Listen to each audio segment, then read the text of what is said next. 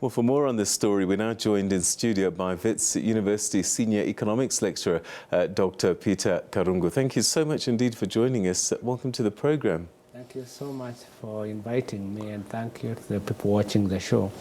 So does this mean that there will be more pain for a while, even before we start to see some kind of relief? I think I would argue it's the beginning. Wow. Because there is something in economics we call time lag. If anything happens today, it takes some time to spread out to the population. And I think we are told, and I have no doubt it will happen, some of the increases, particularly in rice and some sugar, and even worse, wheat, it will go up by between 14 to 20%, depending on how far you are with the people who can help you to deflate the import from both China and Ukraine.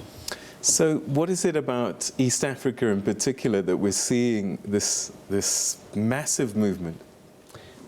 Two things. One, in the Eastern African countries, many of them are literally landlocked. In other words, they have no access to the ocean. Let's say Rwanda, Uganda, you name them all, Burundi, Uganda. So what happens then is that in the event of something like this, you are looking for alternative to substitute for your main source. And before all the logistics of getting the food, particularly food, because they come in bulk, and then getting them across the countries, maybe from Mombasa to Uganda, to Rwanda, to Burundi, you name them all, or Southern Sudan. It takes a lot of logistical pain on how to get it there. And in addition, what we call port entry documentation, and in addition, the kind of the infrastructure there is. So it hits them very hard because there will be a change in price. So is the price rises simply that whole supply and demand, and where there is a lot of demand, not enough supply, the prices naturally goes up? Is that what we're seeing? Correct. But more important is where people need to understand, if you allow me to say so, what does price change means? What does it mean? It means the following. A, if you earn 1,000 rands from the 1st of January to the 31st of December, and there is an increase in price by, let's say, 10%, and you don't have increase in wages or increase in your salary, the day after, 31st of December of that year, let's say the next year, it means your 1,000 rands is no longer 1,000, it's 900. Right. So it means with the same amount you are earning before inflation, you can only now buy goods worth 900. All right, so your purchasing power is decreasing over time. Correct. And that's why a lot of our people suffer, because in the main, you don't realize you are getting less for the same money you used before, and we don't have changes in advocating change in price. They can see it though, can't they? Because when they go to the shops, the basket that they bought a month ago, they've got one less item the next month. Correct. And then the next month there'll be even less as it carries on. Correct. Are we in danger of seeing hyperinflation in some parts? I've been invited to a conference in Istanbul.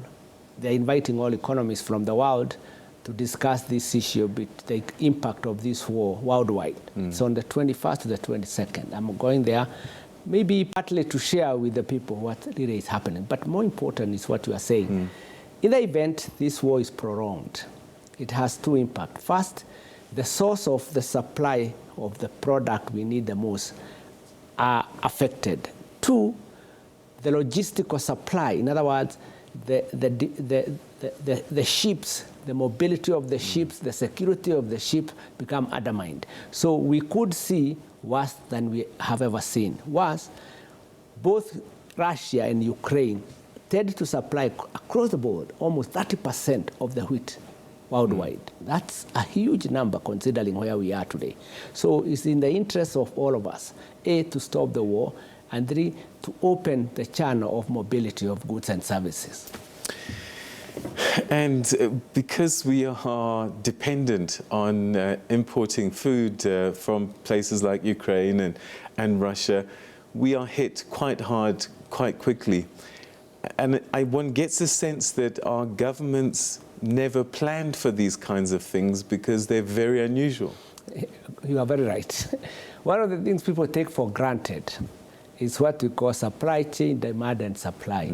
You should always, in any event, have an alternative.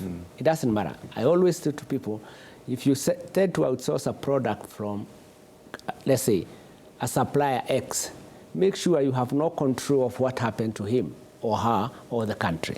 Equally important, make sure that you have an alternative such that in the event this happens, allow there to be an alternative. One, it will create an element of competition. Two, it will create an element of alternative. And three, it will make sure that the shock we are about to witness does not hit us as badly as what we are watching today. You keep on saying that we're at the beginning of it. So is this going to be across the continent eventually?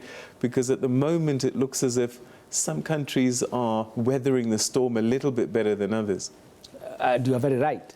The best way is what we call import substitution, meaning always try to prepare yourself. In the event of something like this happening, does the country have a food security system that it can be able to say, we have stored enough to carry the country for a year. We have stored enough to be able to have the product in the event the blockade, wherever it comes from, is mitigated. If you look at Nigeria, the last 15 years, Nigeria was crude oil dependent. And for some reason, came a minister of Treasury, who is now the Director General of this industrialization program, UNACTAD. And she said, no. It is too risky to rely on the money we get from oil. Let us grow crops. And they have done wonders. That's a common call. All of us need to start realizing, A, food is not an option you can afford not to have.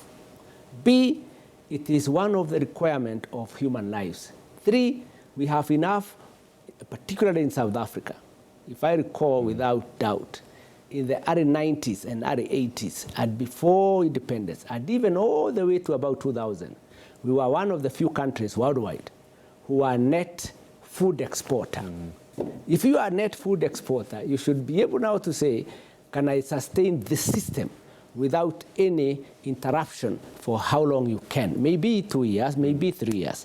I don't know how far we are in that, but that's one of the discussions economists need to engage the government with. What about policy? What does government do? Here in South Africa, we're seeing interventions in terms of playing around with the fuel levy, but that's taking 4 billion out of our fiscus. And one just gets a sense that it's a temporary fix and it's not sustainable. At some point, we will get that hit. Correct. And that's a sophisticated economy, which is South Africa. I look next door, where in Zimbabwe, for example, where the informal sector is enormous. So they're not getting a lot of tax revenue there. How do countries cope in a situation like this? What kind of policies can they put in to cushion consumers, to cushion the blow for ordinary citizens, but at the same time to keep the country going? One thing, a government is the key driver, among all things, of the security of the people. Security defined, more important, they found as crime. No. One of the most important is food security. And you cannot super guess and super change.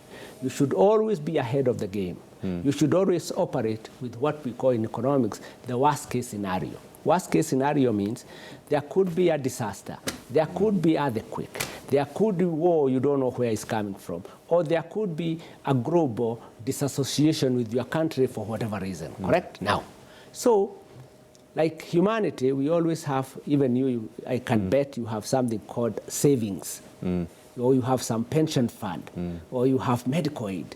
The government should have the same policy that says, among all the priority in this government is to make sure that within a certain period of time, there could be anything. In the event that happens, what do we do to make sure that, A, we have not only now the alternative, we have silos full of food, we have petroleum in the tankers, wherever they may be, we have enough to make sure that a child who is born has the same right to access the necessities of life as if it had the security from the mother and the father. But you as a facilitator, because they cannot afford to keep, you have already kept that and managed that process for as long as you can. That's what we call the security of tenure of what the government needs to provide in the event of the eventuality that you may not know. Are you fearful that we might see a scenario where there could be social unrest? When we look back in history, at extreme times, people behave in an extreme way. Put it this way, there is nothing that is more calling for humanity's unrest to go to a place to buy flour to make bread or pap, and you go there 3 times and you can't find, and your child is crying at home. Then it's only reasonable to start screaming, and you are not saying do anything, but it becomes to a point where we are. What do I do? It's a common call. So sometimes you are not calling for social unrest, but sometimes reality dictates. And then you see what will happen, that will happen. We hope we don't get there. We are told, I'm told, everybody is saying, it's getting to a point this war will be over in summer. In summertime in Europe is September, end of September will be the end of summer. We are praying hard that will be the case. All right, okay, perhaps to wrap this up, we started with East Africa, and I just wonder what we're seeing there. Is that a warning for the rest of the continent? If this carries on, this is what we're going to see. The continent, and I'll say this without fear, I'll say it. If only we can manage political leadership that understand, A, the simple economics, longevity of what you plan, sustainability of what should be, understanding simple statement that in economics says, think about short term, what's happening now, medium term, which you need to prepare in the short term to sustain the medium term, and then the long term. Meaning, everything cascades. At the moment you plan that way and operate within that framework, then you can be able to avoid a lot of what we are talking about, number one. Number two, Africa needs to run away from corruption. There is nowhere. Our greatest threat is no longer even planning sometimes. It's not even about money. It's not even about where to buy. It's about corruption. It's the only continent we know, not South Africa, a few others, up in Eastern Africa, that the donors would give you money for HIV or for COVID. And in the main, most of the money goes to the politician pocket. And therefore, to answer you, I would say, it's almost unpredictable in some of African countries, and even almost impossible to advise them, because what drives them is hell of a difference of what merits economic principles. Dr. Karungu, we have to leave it there. Thank you so much indeed for joining us and giving us such valuable insights about the situation that we're in, which could be at the beginning of something much more difficult. Thanks for your time. Thank you so much, and I really hope that we can help where we can. Thank you. Okay, bye.